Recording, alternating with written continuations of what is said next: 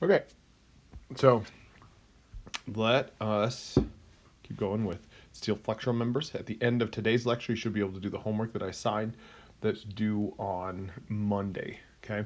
Um, yeah, so I mean, let's just dive right in. Flexural members, we're talking about beams. There's going to be limit states as well. We're going to have flexural limit states. Just a quick review. They're going to be flexural limit states. The three flexural limit states we're going to consider is yielding or the formation of plastic hinge. This is preferred. Local buckling, flanges, in this case, the flanges can buckle, or you can get lateral torsional buckling, right? And this is all associated with bending. But then you also have shear, right? So this is what we covered last lecture, and I'll just do a quick review of that. And then shear, we can get yielding the web and local buckling in the web, which we'll look at those. And then obviously deflections and serviceability can be an issue as well. So we're going to check that. That can that can control our design as well. The formation of plastic hinge has to do with when you load it up, you have linear stress distribution, but then eventually you get yielding that occurs at a certain location, and then as you keep increasing load, that yielding spreads over the height of or over the depth of your member until you've fully yielded above the neutral axis, the plastic neutral axis, and fully yielded below it. And then this is what LRFD considers a failure. This is what ASD considers a failure. So you get quite a bit more capacity when you look at the full plastic hinge formation in a steel member, right? So we went through and talked about how you calculate the moment capacity in allowable stress design. It's Fy times S, right? The X denotes the strong axis, but that's how you calculate the elastic moment, which we're not going to do in this class. We're going to do LRFD, which we care about the plastic moment capacity. And the way you do that is you simply take MP is going to be Fy times Z, right? And we kind of had this little example to talk about what this Z was, and it's the area of the top portion times the moment arm, which just ends up this top area times the moment arm is calculated, right? That is something that's tabulated in our steel manuals. You can look up what ZX is for all the different sections. And then to get your capacity, you just do Fy times ZX times your plastic section modulus, and it gives you that. We kind of did an example of what is meant by this by looking at these mechanics up here, and we calculated what the Z is for a rectangle, and then we made a comment about, oh, by the way, look, Z over S is about 10% for wide flanges. For this rectangular, it's 50% more. For wide flanges, you get about 10% increase in capacity when you take into consideration the plastic section, the plastic failure. Then we went and said, okay, that's one of the failure mechanisms, or one of the limit states. The other limit state is local buckling of the flanges, where if it's under positive moment, you're going to have a bunch of compression stresses right here on this top flange. Well, something that has compression stresses on it, if it's slender, it could be susceptible to buckling. And so it's our first introduction, and what's controlling that is BF over it's this ratio right here, and it's how slender does that flange become. And so it's our first introduction of this idea of capacity curves, where you have your demand, or sorry, your moment demand on one axis and the slenderness ratio on the other. In this case, it's BF over 2TF. As this gets big, then our capacity starts dropping off, because it's more and more likely to buckle the bigger this gets, and that therefore our capacity drops. So it's our first view of one of these capacity curves. I promised that I would show an image of what local flange buckling is. Here's an example right here. You can see that it buckles. Right, this would be the case. There would be a negative moment on here. You have compression down here, and you can see that the flange has buckled out. And so it's not a global buckling. It doesn't happen over the whole length. Lateral torsional buckling, I showed you that video, that happens over the entire length. This is lateral torsional, or this is local buckling. It only happens in a flange at one location. It's not spread out over the entire length of the member. Here's another view of it, just a schematic, an idealized view of what flange local buckling would look like. Okay.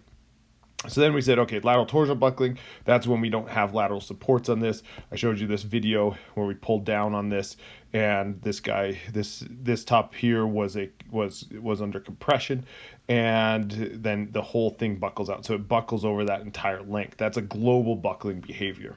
Okay. Uh, There was that, and that takes us up to this because those are the three limit states. I guess the other thing to note is that this big statement right here, most wide flange sections, okay, are designed in such a way that these flanges are stocky, or what the text, or what your steel manual calls them, they're compact, and they're compact, which means before you get buckling here, you would get yielding, you get plastic formation, and they're designed, plastic hinge would form. These sections are designed in such a way that it's not going to be an issue. You're not going to have local buckling, so that's not something that we have to look at. It's not going to control our designs because it's designed that way, right? AISD is no dummy, right? But we will have to consider lateral torsion buckling, but not if the top of this thing is supported along its entire length. If there's a floor or something like that that's supporting the compression flange on this, right? So your first homework is going to deal with if we support the top flange along its entire length. Then we don't have to worry about lateral torsional buckling, okay? Because it opens up a whole new thing. We're going to come to that later. Once we learn how to design for laterally supported, we'll come back and look at laterally unsupported members. All right, so then we go on to the shear capacity, okay? The shear is also going to be a limit state. This can fail in multiple limit states as well. The limit states that we're going to look at here that can control the design of a beam is going to be yielding of the web.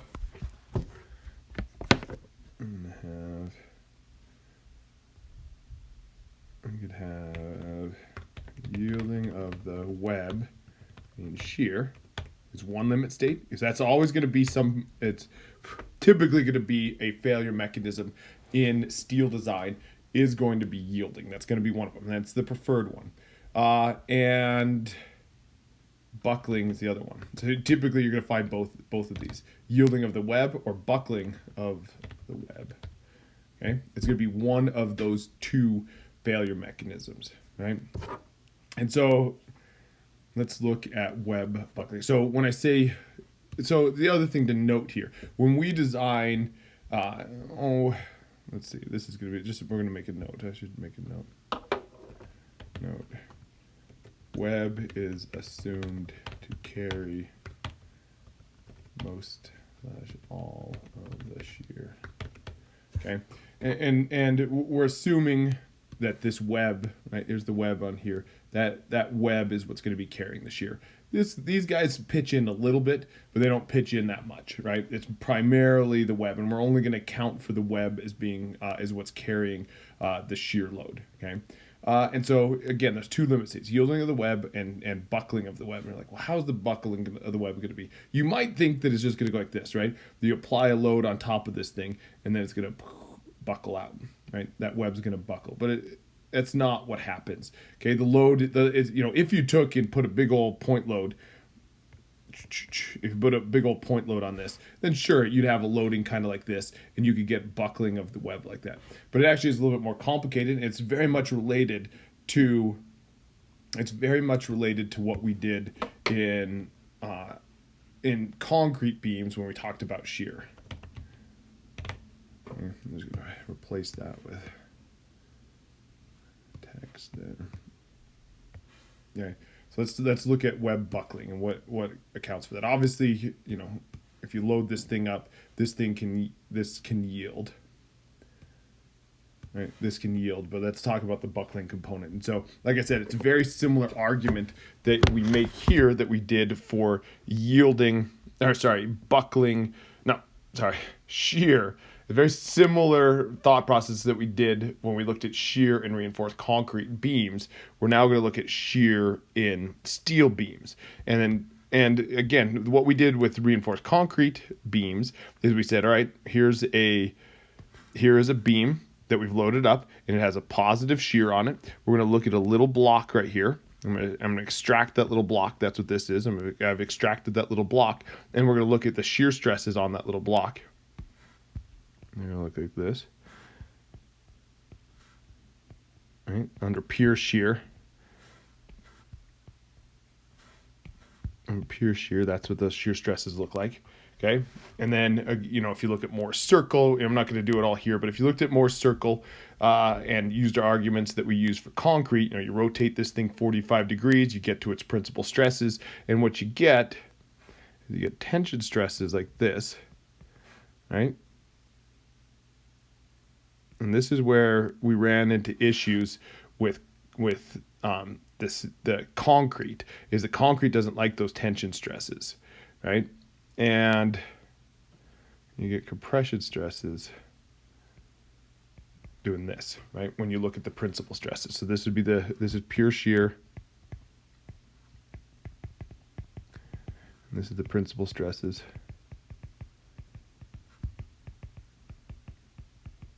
Okay. We look at those principal stresses. Right, in concrete, what we had problems with was these tension stresses, right? Those tension stresses caused our concrete to crack at 45 degrees, right? And so you'd get these 45-degree angle cracks near the end. And so that was the problem. In steel, though, steel's really good at carrying tension, so it has no issues with these guys at all. What it has issues with are these guys, okay? These big compression forces, right? You have these big compression forces, right, that are they're acting on this web over here, and that web is pretty thin, right? It's a thin member. And so as you have a thin member with big compression stresses on, you can get buckling, right? And so what would happen is you can get buckles that are going like this, right? The tops of the ridges of the buckles would look like that, and so you get buckling of the web. That is a limit state. Here's an image. I don't know. It looks like they loaded it the opposite way that I did here. It's like they were going up on the. So they were probably going like this. I'll make that red. They're loading it like this, right? And when they loaded it like that, you could see. Zoom in here. You can kind of see how that thing buckled. Right? You can see the ridges buckling right here. Right? And that's a failure mechanism when you load up a steel member, right?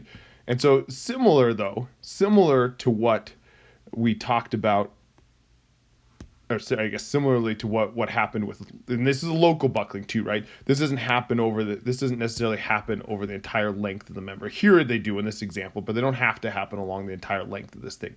It could happen locally in one spot. So this is considered a local buckling issue, okay? But then similar to what we did in flange local buckling is, what's controlling this thing? What's controlling the slenderness of this? Well, it's going to be the height of it, D or H, right? Depending on what's tabulated. Sometimes they're called D, sometimes it's called H. But it's this overall depth compared to TW. If D gets really big, right, that means this thing gets really tall relative to how wide it is. It's going to be more susceptible to buckling. Or if D stays the same and TW gets small, right? If this gets smaller and smaller, it becomes more and more slender, right? And so there's our slenderness ratio right there. It's a ratio between D and TW, or H and TW is what the code calls it. H and TW. If H gets big and TW stays the same, it's more likely to buckle. If H gets small and TW stays the same, then it's less likely to buckle. If TW gets big, then it's less likely to buckle. If TW gets small, it's more likely to buckle, right? And so it's H over TW is what's going to control whether or not this thing has any issues associated with local buckling, local web buckling, okay? And so we're going to see that in a little bit here, right? This is where it comes to fruition here. This is going to be VN, right? And this ratio right here is going to be H over TW. So similar to plotting that curve on the previous page, if I take and I plot my shear capacity versus H over TW, it's going to be okay for a while, and then this is going to be yielding in here. Okay, this is where yielding is going to control. But if H over TW gets too big, then local web buckling starts controlling, and the capacity drops off. The bigger H over TW gets, the more and more slender this web gets, the capacity goes down. So eventually, this is what our capacity is going to look like for shear design. Okay. And so how does the code, how do they come up with this this capacity? Well, what they do, so here's what VN, this is how you calculate VN right here. VN is going to be equal to 0.6. That's not the phi factor. We haven't talked about what phi is yet, okay? But so just Vn. There's a 0.6 out front times Fy. What this is, or at least what I like to, how I interpret this, this right here is the yield strength of the steel and shear.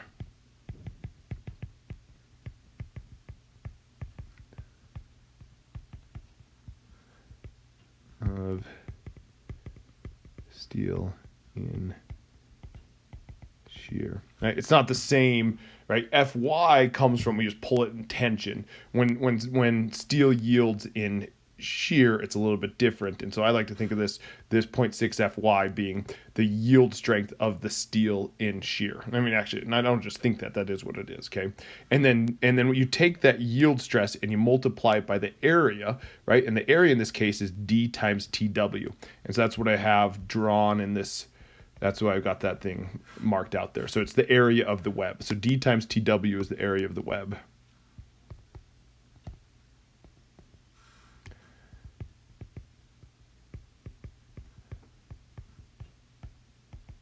Right? So D times TW is the area of the web, which I have drawn up on the right there. Okay. And then, so there's your, what Vn is. Mostly, it's 0.6 times Fy, the yield stress times the area, and that gives you what your shear capacity is. Okay, there's one other factor floating around, that CV right there, and that accounts for web buckling. That's what this CV is there for.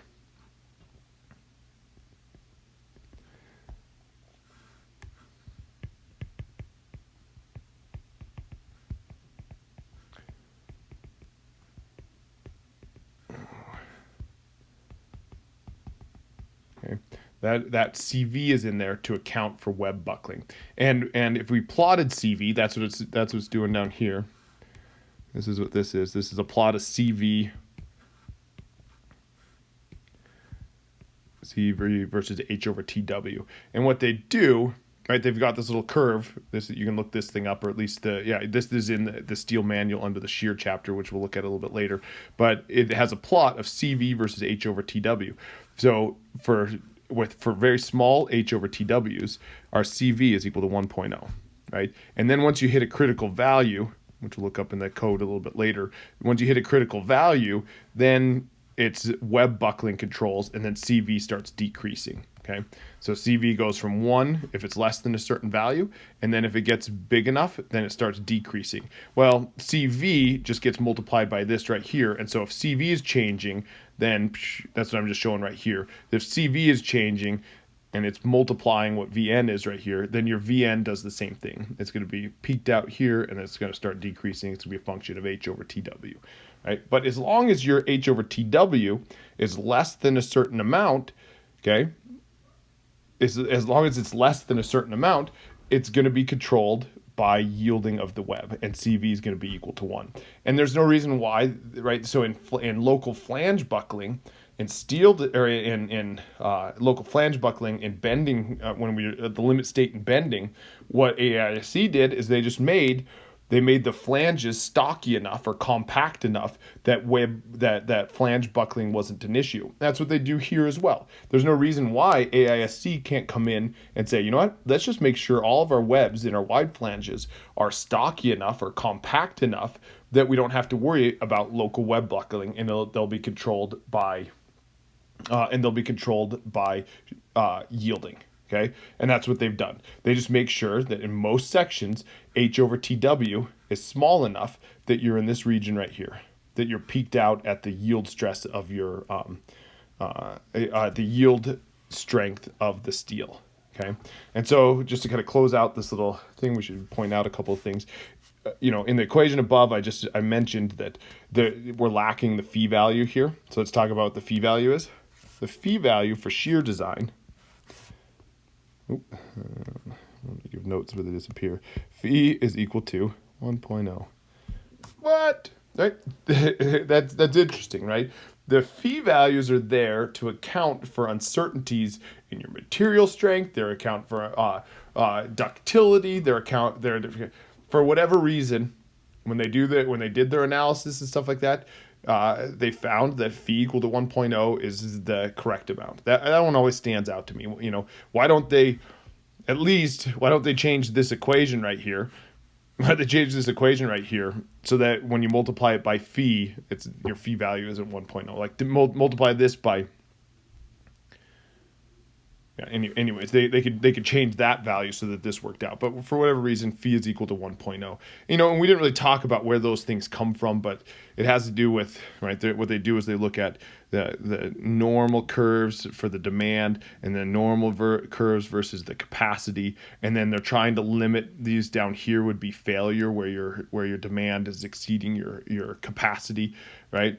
Or actually be right here where demand is exceeding your capacity, and they're trying to target a certain number of failures per millions of buildings and stuff like that. It's kind of beyond the scope of this class, but when they did that analysis, their phi ended up being 1.0. I always think that one stands out. It seems a little weird. Okay. The other thing to note here is we'll just kind of formalize what I just mentioned there. AISC is no dummy, right? And they've made their I members. I'm going to say it again. AISC is no dummy. Okay. For I-shaped members with H over TW less than 2.24 times square root of E over Fy. Fy. CV is equal to 1.0. And then we'll say this, most I members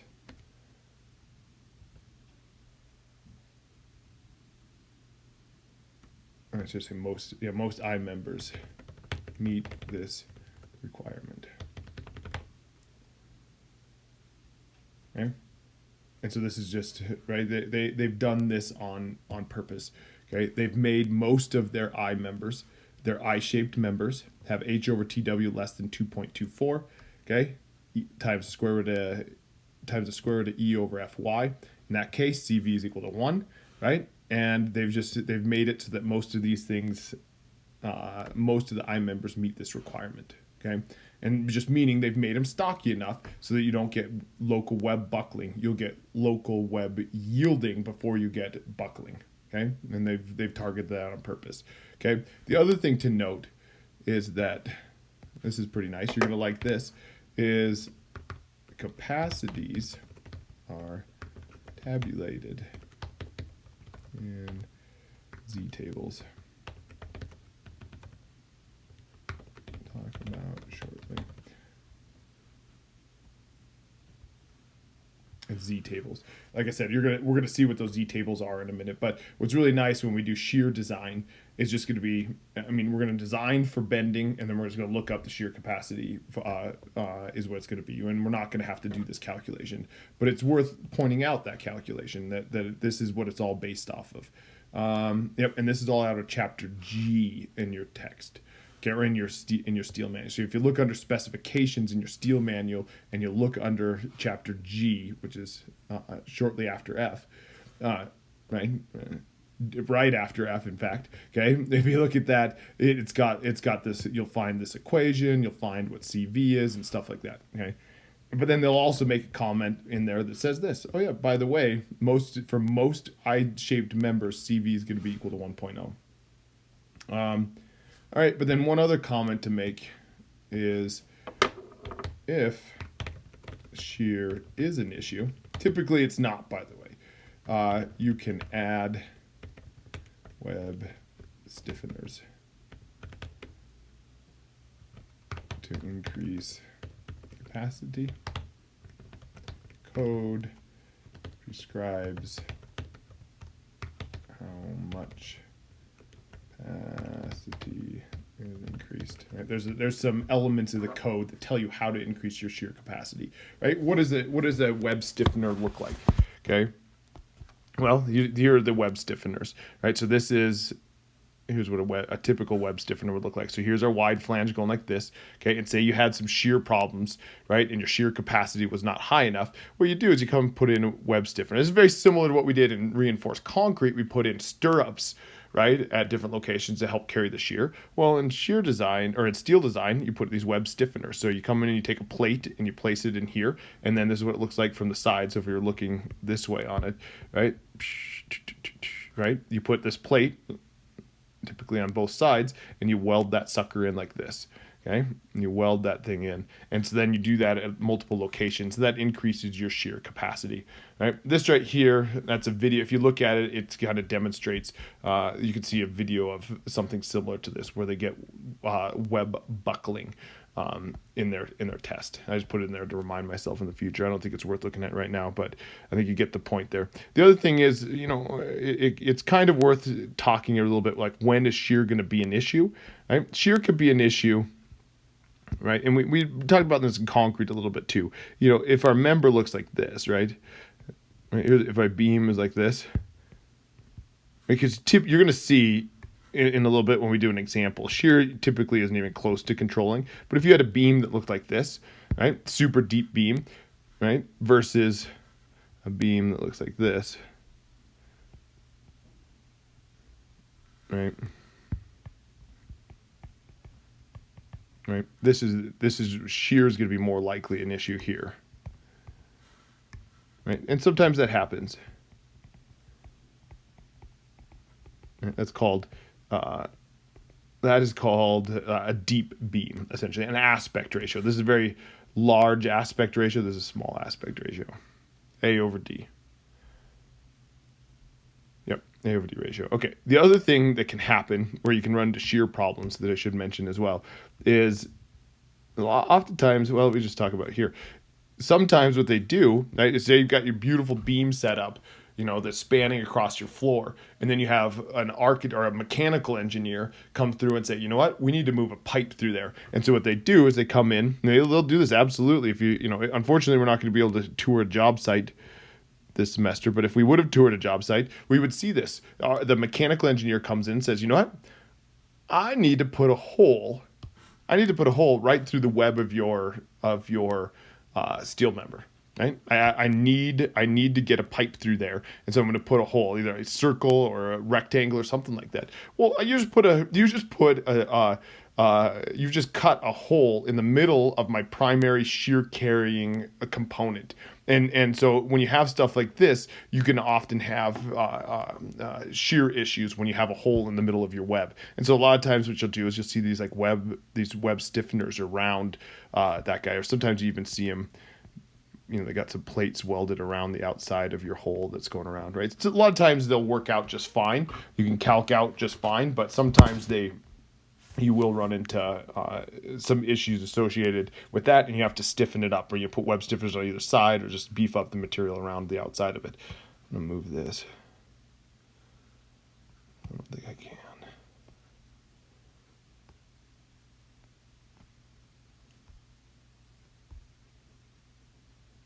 I just wanted to get that out of the way.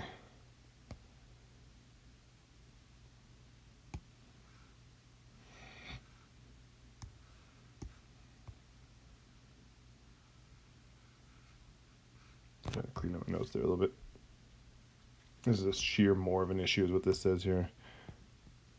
More of an issue. Okay. All right, so then that's our shear capacity. For the most part, we're not going to worry about the shear too much. Typically, it doesn't control unless you have one of these situations, right, a hole in it, or you have a super deep beam.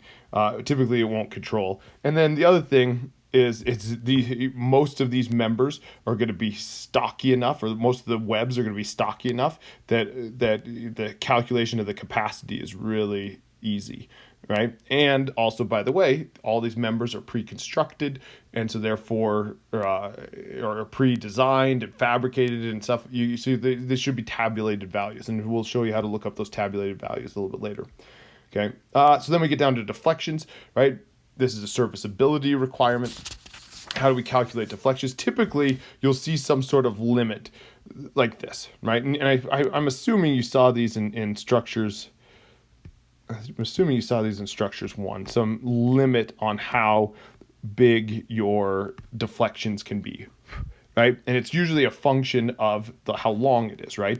If you have, right, if you've got a 2 foot long member and it has 2 inches of deflections, that's a bigger deal than having a 50-foot long member with 2 inches of deflection, right? And so it's a ratio between it's a ratio of the overall length. But these are your typical limits that you're going to see, and this would be given to you in the problem statement, or your supervisor would say, "Yep, we want to limit our deflections to L over 360."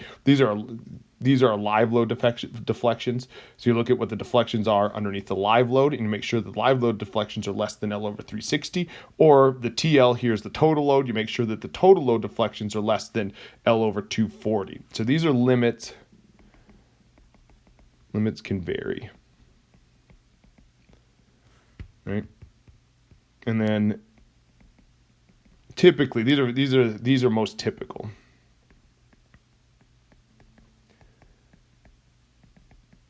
Right, those limits right there are most typical. But these could be owner specified. They could be in the code. They come from different locations. Okay, but it'll be in this class. You'll see it'll be stated. Hey, what is the deflection limits? But if they're not stated as what the limits are, then default to L over 360 and L over 240 for those limits. Okay, so these are the limits. L over 360 and L over 240 are how big they can get. Okay, and L is the span length, by the way.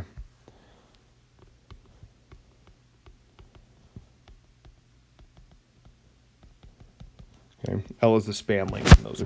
Okay.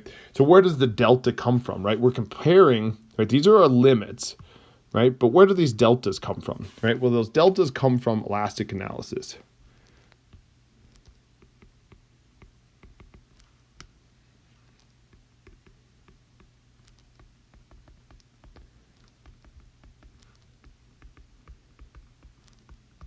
Right? This is what you did in mechanics and materials. This is what you did in structures 1. These come from solving this essentially. EIU prime prime prime prime is equal to W. Negative W. Right? You may recognize that equation. Right? It comes ultimately from solving this differential equation. Right? And the good news is though. Right? You're like, oh my God, I don't want to do that. I forget how to do it. I don't want to do it. Good news is you don't have to do it. Okay. AISC is no dummy. That's the theme this week. AISC is no dummy. And they say they've provided this. They've a bunch of different loading conditions. And so we're going to say use table 3-23 in back of beam tab, right? And then the other thing I'm going to say, and we'll look at that table in a second, but we'll also say use service loads, right? But what I mean by service loads, not factored, right? This is not violating deflection. Violating deflection limits is not a life and death situation, and so we do not pretend the loads are bigger than they actually are. We use what we actually think they're going to be. Okay, so what are these? I've kind of provided just.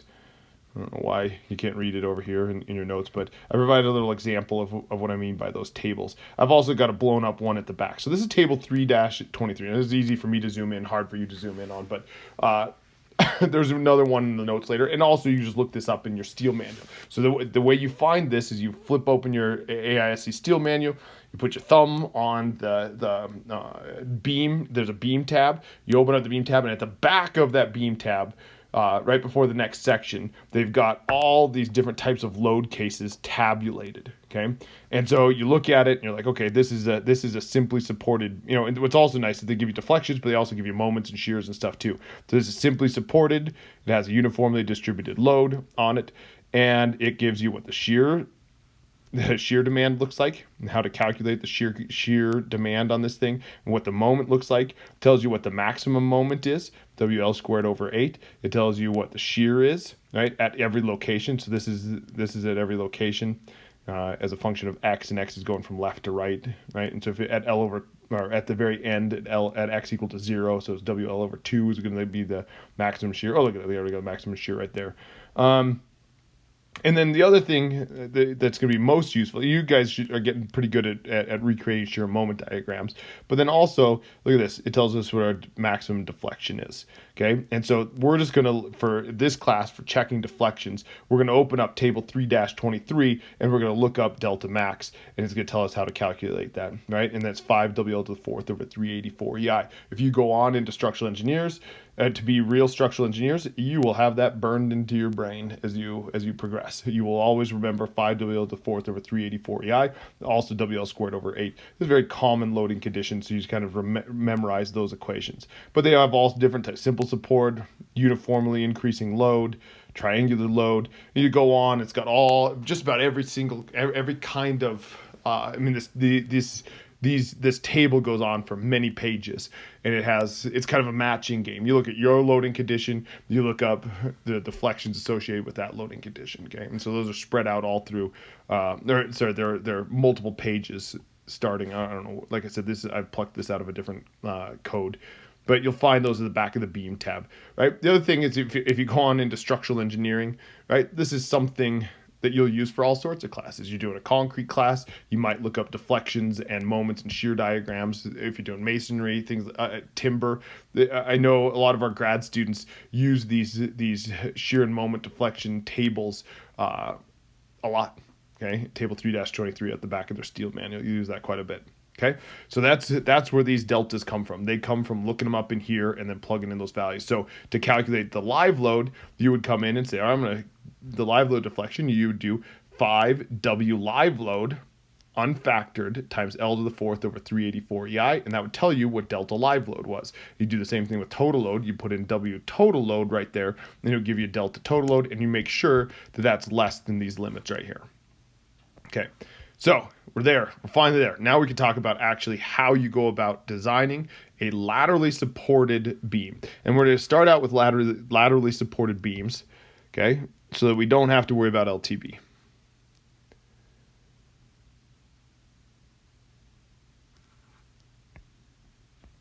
Right.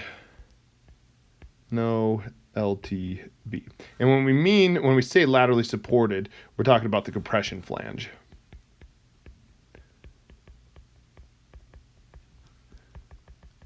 Right? That's what matters. It's the compression flange or the compression side, depending on what the shape of it is. The compression side is the thing that's going to go into compression, obviously, and have a tendency to buckle. The tension side, you can support it laterally all you want. It doesn't make any difference because something in tension is already very stable. Okay.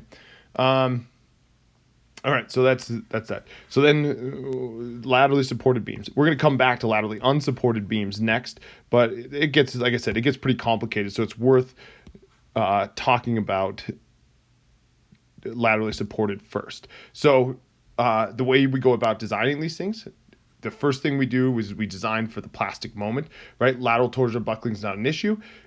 Local buckling is not going to be an issue because most wide flange sections are not susceptible to local flange buckling because they've made the flanges beefy enough. Okay, and so the only limit state that we worry about is going to be plastic moment for bending. Right, we might make note of that here. Note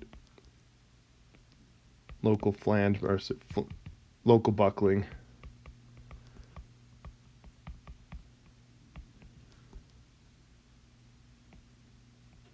Not issue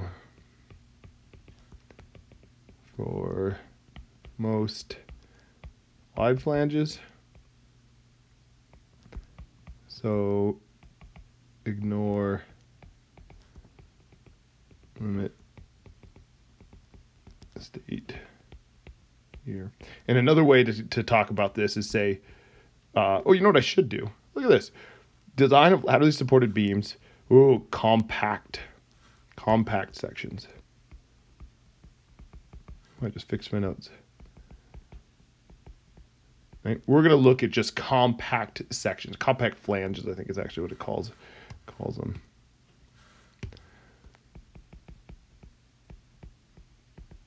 Right?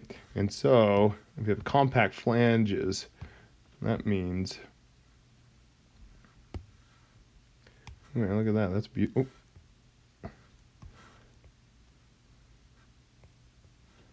That's a beautiful statement there.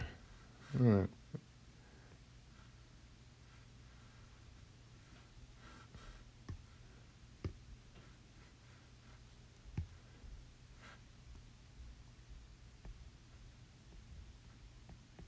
Right. So if it's laterally supported beam, right? If we have a laterally supported beam, we don't have to worry about LTB. If we have compact flanges, which is most sections, okay, we don't have to worry about local buckling. Okay, and so the only limit state controlling bending is going to be the formation of a plastic hinge, and we can calculate that moment capacity as just simply being Fy times Z, right? And we just got to make sure that phi times Fy times Z is greater than mu. Okay, Z we can look up in a couple different places, and that's what we're going to talk about right now. And so in this particular case, let's just keep going with these notes here. We say that phi mn is equal to phi mp, because we don't have to worry about those other two items, which we calculate phi is Fy times Z, and just got to make sure that that's greater than mu. And so in this equation right here, that phi, again, is equal to 0.9, right? And so the way we're going to do this design, though, it's like, well, so one way you could do this design is you could look up in the dimension tables, you could look up Z's, right? You could go in and say, all right, I'm going to find a Z. Right, so I know what Fy is. It's going to be 50. I know what phi is. It's going to be 0.9. I know what my demand is. And so I could go like this, right? I could go, probably should write that down. That makes a lot more sense. I take my moment demand. I'm going to set that equal to phi times Fy times Z. And we'll put an X on there because usually you're going to be designing about its strong axis. Okay. And so I could say, well, what Z do I need? I'd say, well, my Zx is going to be equal to mu divided by phi Fy. Okay, and so you could go, okay, so then you would have a Z that you would need, right? You go, oh, that's a Z that I need in order to make this happen, right? And so where do you get your Z's? Well, you go to your dimension table and look up your Z's. Well, if your Z, the way your dimension table is organized by different size wide flanges. It starts out saying, okay, I want a 12-inch deep beam, and I'm going to look at the heaviest, and then work my way lighter. I think, or it does. I'm not sure, but it does not.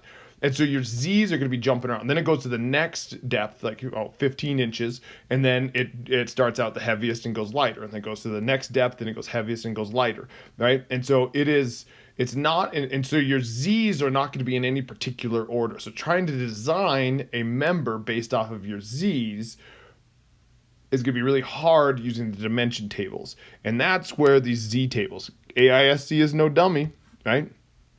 AISC is no dummy. And so what they've done is they've created some tables where they've organized all of the wide flange sections based off of Z. They've calculated Z for every one of the sections, and they've reorganized this table and put them in order from biggest to smallest Z's. Okay, and so we'll look at that in a second. I'll show that to you in about 2 seconds. So this is use Z tables where AISC has ordered beams, placed beams in order of Z. Organized beams in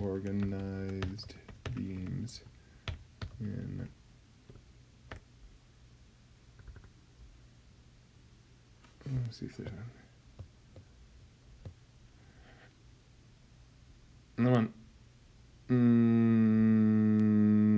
They start out big and go small. Decreasing Z.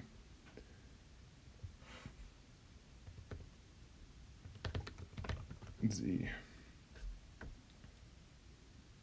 According to decreasing D. According to.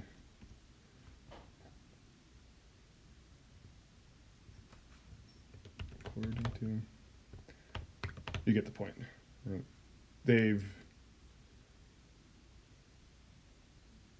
Sure, organized beams according to decreasing Z. You get the point, right? They've they've done that, right? And so we're going to use those Z tables to help us there, okay? And so what we're going to do, we're going to find required VMP for Z, and we'll talk about that in a second, and read up to first bold member. This is the most economical, which we're assuming is the lightest.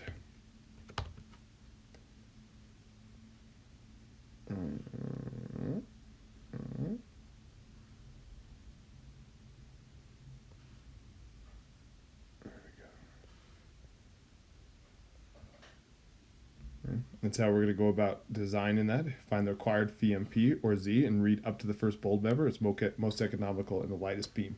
Right, and we'll see that in an example in a second. Now, if we come back, actually, let's just look at them right now. So here's these Z tables. I got a flash down there earlier. So here are these Zs, and they are in, what I should say, they're in order of decreasing Z. That's all I have to say.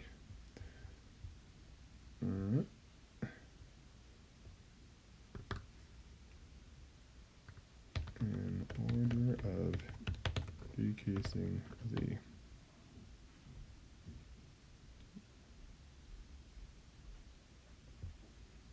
Okay, that's how those things are ordered. And so, right, they provide to us, you look here, they provide to us what Z is, but then they also provide to us what VMP is. Right? They actually give us what VMP is. This row here, I think it's green in your text. This refers to ASD. You can see allowable stress design. This is LRFD. So you just gotta be careful which one you're grabbing because they're gonna be different values. But here is the plastic moment capacity is VMP. This using VMP instead of Z is okay. You just gotta be careful that it's using your standard steel. If you're using standard steel 50 KSI, you can look up VMP. If your steel for some reason was like 36 KSI, you couldn't use this VMP. You would have to calculate the required Z. Okay, just to be careful. But anyway, so there they are. Here they are. They're all ordered in decreasing moment capacity. And what you do is you look up your moment capacity and say you get it to here. That's 461, and then it says you find yours, and then you read up to the first bold. So say ours was 460 kips is what our demand was. Well, W18 by 60 gives us a moment capacity of 461, but then what it says to do is read up to the first bold. You read up to the first bold, and that's 473. And the reason it's more economical is because this is a W21 by 55, meaning it weighs 55 pounds per foot, whereas this guy right here weighs 60 pounds. It's an 18 by 60. So this one's deeper. Sorry, this one's shallower but heavier, and this one's deeper but lighter. And so the more economical would be the deeper but lighter. Okay? There might be some other limiting factors at play there as well. Okay, so that is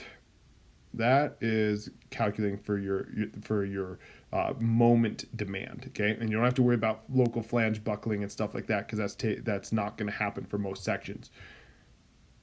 All right, so that's that. You required it, MP, yep, we talked about that. And so checking the shear capacity. So if we check the shear capacity, you just look it up in the Z tables. Look up VN in Z table. Okay, flash it. I should have showed that to you a second ago, but here we are. Right? Would you look at that? For all these members, right? As long as they're made out of Fy equal to 50 KSI, right? Back at W21 by 55. What's the shear capacity of W21 by 55? Boom. 234 kips. Okay, and you look that sucker right up right there. That's the easiest way to do it. That'll take into consideration what CV is and all stuff. Typically CV is going to be equal to 1, but right, pretty easy to design for shear. Just like, oh, I've designed for my plastic moment capacity. I read over 234 kips is what my shear capacity is, and I compare that to my shear demand. And so you just have to check to make sure that this happens. Our VVN is greater than VU. And so I should say, not VVAN. You look up VVN in the Z table. Okay, and then checking deflections, right? You can have one of these limits, right? Again, the default, if you're not given otherwise, you just make sure that your live load deflection is less than L over 360, and your total load is less than L over 240, unless something else is specified. Okay, and then the other thing I want to note is if these control, you can use I tables. We'll do so in example. Right? And so if for some reason, we'll see this in an example, but if for some reason your deflection limits control, which there are cases where that might control, what you could do is you back solve for how much I you would need in order to meet your deflection requirements. And AISC is no dummy, and they've put together tables where they organize them in decreasing I. Okay, it's kind of interesting. And so those would be in the I tables. All right, and the other thing is, let's make note here. We mentioned it before, but we're going to use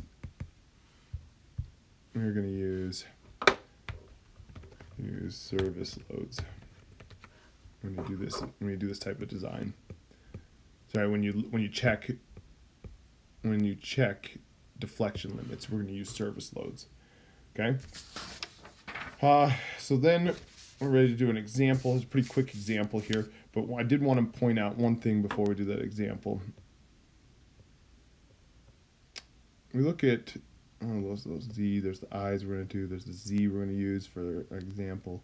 The other thing, you might do is you might look up chapter F, right? And chapter G as well. You could see this is chapter F. This comes out of the specifications, the spec tab in your steel manual. You look up F, and it talks about the design of different elements, and that's where those equations come from. And we're going to mainly deal with F2. Okay. So it has all different types of cases, right? So these are symmetric cross sections with compact flanges and compact webs and compact flanges, and it tells you what the yield or what the limit states are that you have to take into consideration. We're mainly going to do with F2 here. Once you go on to these other ones, right? There's F3. This is what this tells us, right? If you have a compact flange and a compact web, you're not going to have web local buckling, and you're not going to have flange local buckling. And so when you look at the limit states, you have one limit state being yielding and another one being lateral torsional buckling, but local buckling isn't going to be an issue, right? But then you come down to F3, and F3 you have non-compact flanges, okay? Or slender flanges, and in those cases you can have issues with local buckling. And so the limit states there are going to be local buckling flange local buckling and lateral torsional buckling, but you're not going to have yielding being a limit state because you're going to get lateral torsional buckling, you're going to get flange local buckling before you get yielding.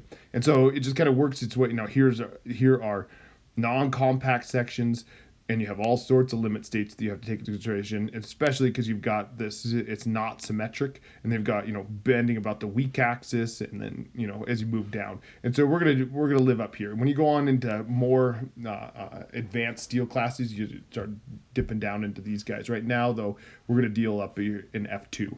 But if you look under F2, so some general requirements. We'll talk about these a little bit later. But general, right? Doubly symmetric, compact I-shaped members and channels bent about their major axes. Here's Mn is MP is equal to Fy times Zx, or it's lateral torsional buckling, which we're going to get to later, right? And you can see right here, you can see why we're going to get to lateral torsional buckling later. Look at that. That's a pain in the ass, right? And that doesn't look great to deal with. But then look at this. Right? So that's under a certain range. In another range where it's getting really slender, that equation doesn't look too bad, but then look what FCR is. Holy crap, look at that thing, right? And so it kind of blows up on us a little bit, but it's worth looking at those sections, just kind of see where our notes are coming from. It tells you what your phi values are and stuff like that. So take a look at that before too long, just kind of flip through that section.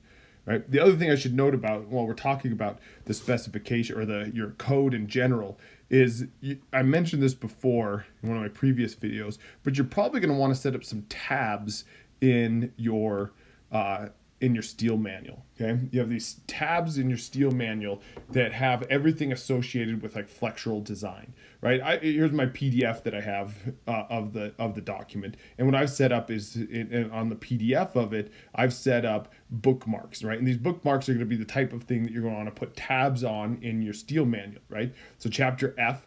Right, so in my real steel manual, my physical one sitting right here, I've got a tab on chapter F, and so I could look up all the stuff associated with chapter F.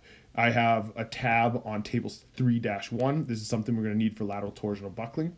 I've got a tab on my Z tables because I need these when I do my steel design. These are all in completely different locations in the text. Here's my I tables. This was right after the Z table, so that one's pretty close to that one. I have table 3-23, right? Here's all my matching game that I do on this thing, okay? And then I have, well, these capacity curves. We're going to use these things for lateral torsional buckling in a little bit. So you start tabulating that steel manual so you can find stuff pretty easily. Okay. All right, let's do this example. We'll call it good there. It'll be a long video for you. It'll probably count as Fridays as well. And let's get you prepped to do that homework that's due on Monday. Now, okay, here we go. So here's a simply supported beam. Okay. A simply supported beam has a span of 30 feet and a uniformly distributed service live load and dead loads as indicated below. This beam is laterally supported along the entire length of the top flange, so it's supported up here, so we don't have to worry about LTB. Note that the dead load does not include the beam self-weight, so we have to put in an allowance for the beam self-weight, and then design the most economical W section to carry these loads with the deflection requirements of L over 360 and L over 240. And then afterwards, what if the deflection limits were tighter, was L over 720, half of those deflections, okay? And that's just kind of demonstrate how to use the I tables, but this might be fairly realistic in the real world, okay? And so let's do it. Okay. So the very first thing is we need to factor our loads, right? And so my factored load is going to be 1.2 times 0.8, right? That is our dead load, but I'm going to add in an allowance. I'll say 0.1. Okay. This is to account for, this is a guess on the self weight.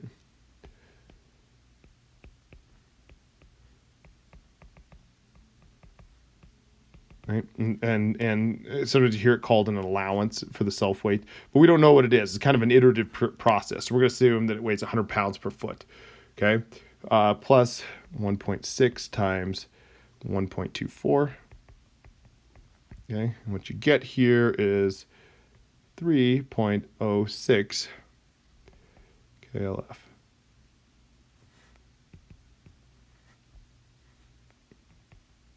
Or kips per foot. Right. That's what our load ends up being, our factored load. Okay. So then step one is we said we're going to design for the plastic moment first. So I need to figure out what my moment demand is first, which is just going to be WU L squared all over 8. Right. And that span there, so this is going to be, our span is 30 feet. Oh, I actually don't put the calcs in there, but this ends up being 345 kip feet. Right, so that is our moment demand. Okay, and so at this point, I know what my MU is. I go out to the Z tables.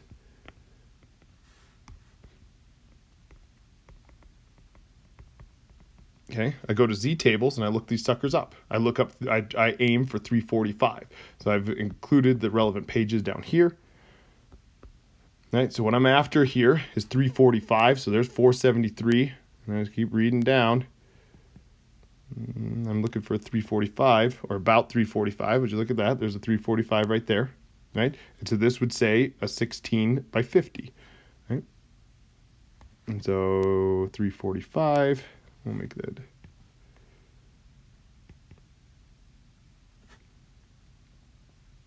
345. 16 by 50. Oh, let's box that so you can see it. Okay, you can see that there, right? But then what the thing says to do is that's not the most economical member, right? That weighs 50 pounds per foot.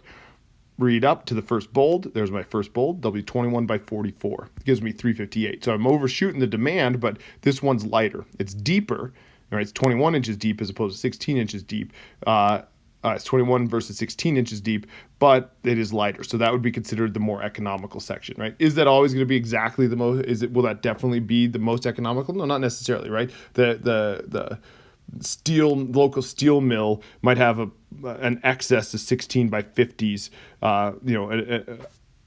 way more, and those might be cheaper, right? And W21 by 44 might be something that they never use, but we have to use something to kind of come up with like the best design. And what we use when we talk about it in this class is going to be the lightest member. So W21 by 44 is what we're going to use. Okay, and so that's up here. All right, so you use the Z tables. The Z table, we just looked it up. This guy first gave me a W16 by 50. Right? Give me a W16 by 50. In this case, VMP was equal to 345 kip feet. Okay, but a W21 by 44, right? That worked too, and it's lighter, and it gave me a VMP equal to 358. Right? And that is that. So that's what the size of our beam is. Okay, a W21 by 44. Okay, so it ends up being 358 kip feet. Now, and that's the bold one, right? Okay, that's the bold one. It's a 21 by 44. I'm going to make some other comment here. Okay, so again, being able to look, when we jump down here, being able to look this sucker up, it just looking at VMP, right? If it's made out of something else, right, you have to actually solve for the required Z. And if you found the required Z, then you would look it up over here, right? And that you only have to do that when this is something else, okay? And then if this is something else, you got to be careful about what you're using over here too, because that's based off of FY.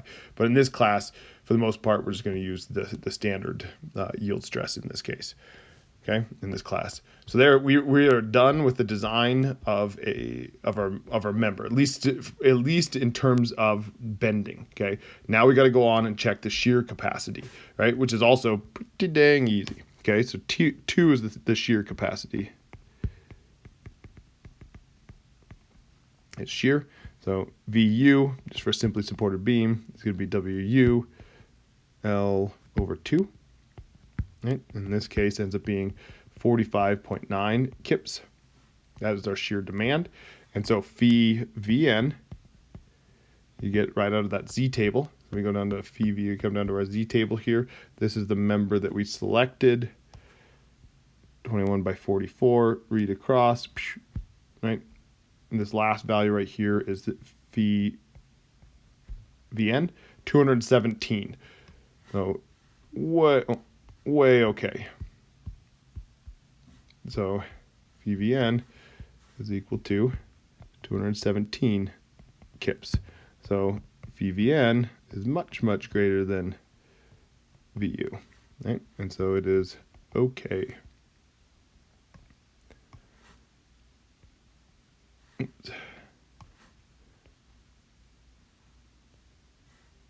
Okay. That sucker's okay. So it's a 21 by 44. It's okay for shear. So now we're on to the calculating the deflections. Okay, the deflections. Okay, we have to make sure that delta live load is less than L over 360, which is going to be equal to, you got to be careful of units here, but it's 30 feet long times 12 puts it in inches, divided by 360, that gives us 1 inch. Right, so our maximum live load deflection could be 1 inch. And then we look at our total load deflection. That has to be less than, let's say less than or equal to L over 240. And so that's going to be 30 times 12 divided by 240, which ends up being equal to 1.5 inches. right? And so the live load deflection cannot be greater than 1 inch, and the total load cannot be greater than 1.5 inches, right? Why is there a difference there? Well, live load, right? The live load deflection is a little bit more stringent, right? Because that is where what you could feel people moving around inside your structure, right? Your live load is the moving load, right? And if your load is moving around, you want to make sure that's where you're going to feel the deflections, right? And so they have a little bit more stringent requirement on what your live load deflections are. And then the total load, right, that pick up some sag and stuff like that in there, which we're okay with. It's the live load is what you feel, but then you can't go too much of a deflections because that can cause damage in your, like if you got partition walls and stuff like that throughout. You may not feel those deflections under the total load, but it could damage partition walls and things like that. And so they limit the total load deflection, and they limit the live load deflection even more because you don't want to feel those live loads, okay? But these are just your limits, right? You got to compare this to something, right? Right? And so now you got to calculate what those deflections are. So the total, or the live load deflection, or live load deflection is just going to be, right? This is what you're going to memorize if you go into structural engineering, 5WL to the fourth over 384 EI is what your deflections are. You look that up in table 3-23, I believe is what it was. It's the back of the beam tab is where you find that. Carefully units when you go into here, right? So this is going to be 5. You put this thing in terms of service loads, and the service loads is 1.24. Okay, but that's 1.2 kips per foot, but we want this thing to come out in inches, so we divide that by 12, and that puts it in inches there. That times, right, 30 feet is our span, so we do 30 feet times 12, right, and that puts us in inches as well, right, and so that's to the fourth, and then we divide that by 384 EI. E is always going to be 29,000 KSI, right? And so it goes in as 29,000 KSI. And then I, though, okay, well, where does I come from? Okay, we have to figure out what the I is, what the moment of inertia is for a W21 by 44.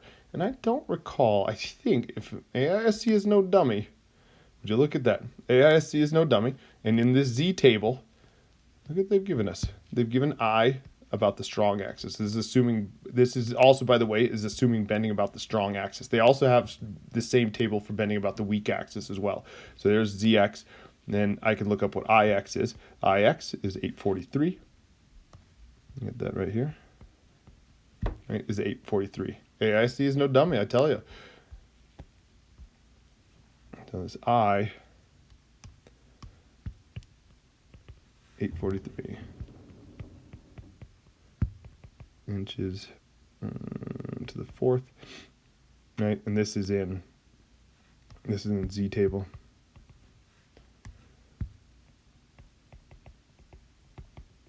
Okay, and if you calculate that thing out, again, be careful units going in. This ends up being equal to 0.92 inches, right? Which is less than 1 inch. Okay, and so it is okay.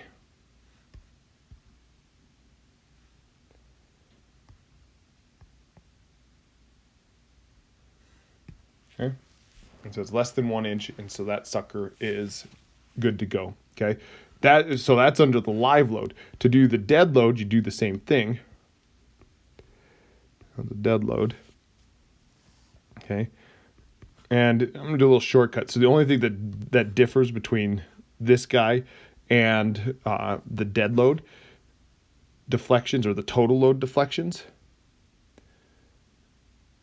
the only thing that's different between those is this, right? 1.24 is just the load. This stays the same, this stays the same, this is the same, this is the same, that's the same. And so really you could do a little trick where you divide by this and multiply by the new load, and so that can get you there as well. So this would be 0.92. You divide by the 1.24, right?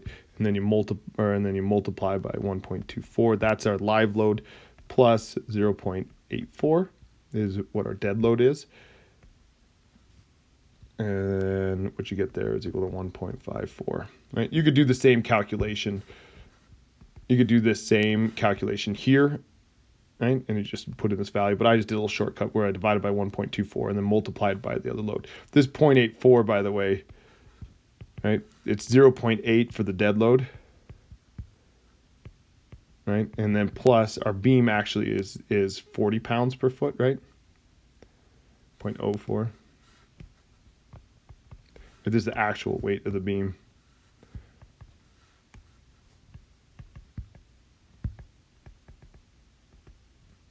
Right, in pounds per foot. Right, what is our 21 by 44? Yeah, so it should be 0.044 is what it should be, but that's all I've done right there. So then, does that work, right? Does that work? Because technically, right, this is greater than 1.5 inches. Okay, but I would say in this particular case, my engineering judgment would say close enough.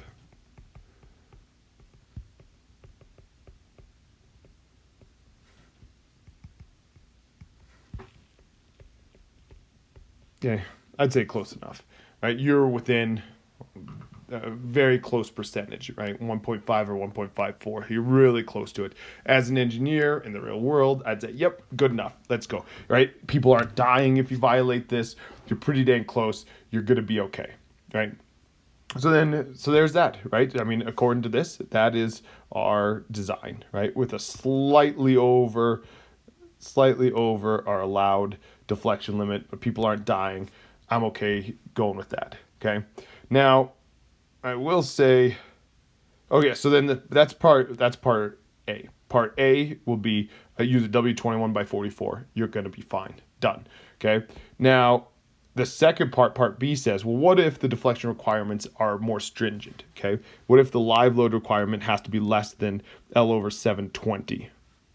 Right. So part B here, it says delta live load has to be less than or equal to L over 720. So twice as stringent as the L over 360. So this ends up being equal to 0.5 inches. So what if it came out and said, oh, my live load deflections have to be less than 0.5 inches? They're not, right? My live load deflections as they currently are using the current beam are 0.92 inches. So this guy wouldn't work, right? What controls what we can vary in here to make it work for deflections is I. Right? And so what you do is you take this equation and you solve for I. You set this equal to 0.5 and you solve for the required I, and then there's a table for that that's organized in terms of I, right? And so let's kind of go down that path. So this is equal to, right? You set 0.5 is equal to 5 times WL to the fourth divided by 384 EI, which is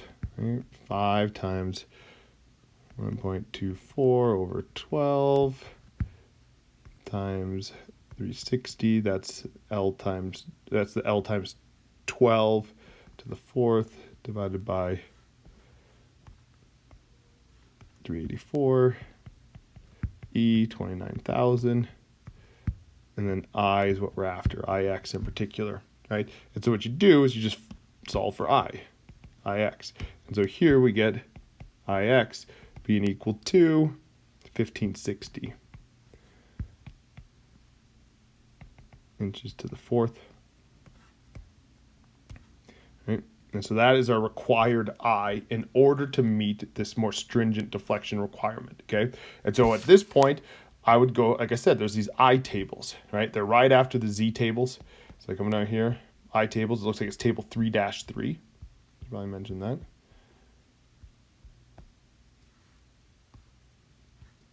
Go to 3-3. Right? At table 3-3, we look up 1560. These things are ordered based off of decreasing I. Right? They're a little more busy because it just has all these different shapes kind of all in on one page here. But we're after 1560, 1550. So W12 by 279 gives me 1550.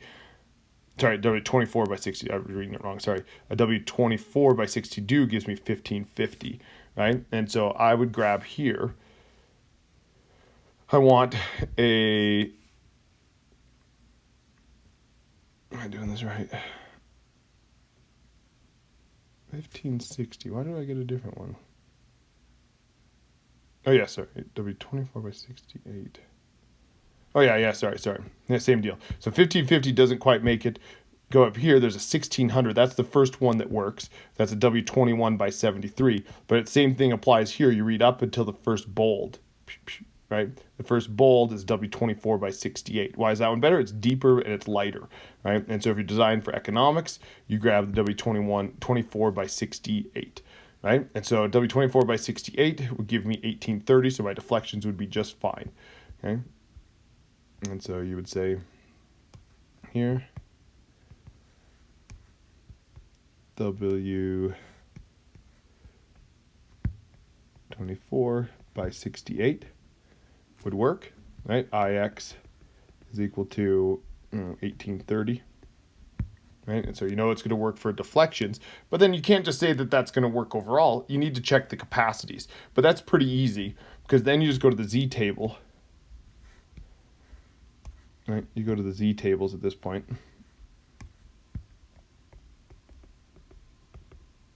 Right? Go to Z tables and you can look up VMP and then you can look up VVN. So you go to the Z tables and I'll do that. Now it's down here. I'm looking for, what was it, a W24 by 24 by 68. W24 by 68. I'm looking in here for a W24 by 68. Here is a W24 by 84. W24 by 68 right there. So W24 by 68, there's my VMP is VMP right there, 664 is what my VMP is, and my VVN is 295, right? And so I look up that guy because I need to make sure the capacities work. You know, the fact that it's a bigger beam probably means that it's going to be okay, but you still need to check that. And so you do that, VMP is equal to 664 and kip feet, and then VVN is 295 kips, right? And so both of these guys are way over the demand, and so we're good to go. They say these guys are okay, right? And then you just got to make it clear what you picked, right? That's one thing I noticed that you guys struggled with a little bit on the last exam, is just making it clear what your final design was. Some of you did a great job. Some of you just kind of poo-pooed at the end there. But there it is. Okay, that is design. Your homework that I have assigned is doing this a couple different times. Do it following this example right here should lead you right there. You know, it has a floor. It has a floor load on it as well. I might as well show you that here. Let's I think I can add that in here.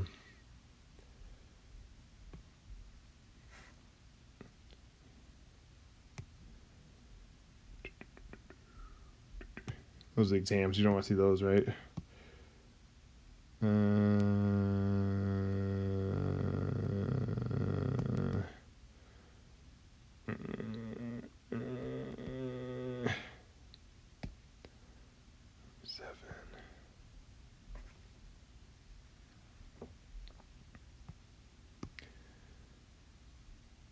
Okay, so here's the things. First one is designed a simply supported beam that has a 30-foot span,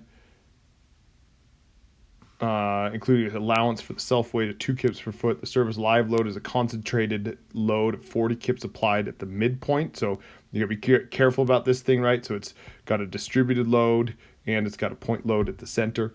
Okay, it has full lateral support. Both of these sections have full lateral support provided by the compression flange, or for the compression flange, I should say. Select the lightest weight W section that can be used in this application using A992 steel. What is the maximum deflection this beam will experience under surface loads? Will this deflection be objectionable? You compare that to the L over 360 stuff to see if it's okay. L over 360 and L over 240. Is there a 24-inch beam that would meet or 24-inch deep beam that would meet this application? So it's going to go beyond it would go beyond just simply looking at the most economical. This would be the most economical one. And then this would be, hey, could you get away with something deep or whatever? Could you get away with something with this 24 inches deep, maybe shallower?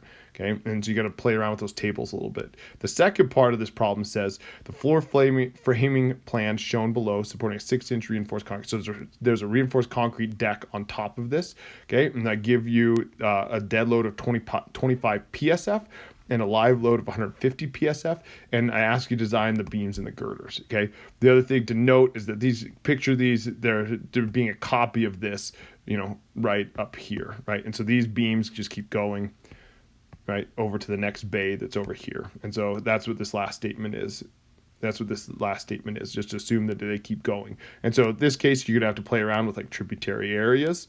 Right? Don't worry about like live load reductions and stuff like that. Just do a simple, am I doing a tributary area? And that'll give me my PLF along this beam. And then you can design that beam. And then you come in and you design for these guys as well. These guys are going to come in as point loads here. Okay. And come in as point loads, and it says design this beam going across. And for both of those beams, make sure that you're designing them with the compression flange supported. All right. As you're progressing, there's a little bit of aggressive of a due date. It's like 4 or 5 days away or something like that. If you're having some trouble, you can't get it done, let me know, and we can bump that back if we need to. But I think you should push for it. I don't think it's too hard of an assignment, to be honest, right? We just did this example pretty quick, and that's all you're really doing in here as well. Okay. All right. Hope you all have a good weekend. That's all I'll post for now, and then I might post something else, but you don't need that for your homework, and it might just be for later assignments. So this will get you through your current assignment.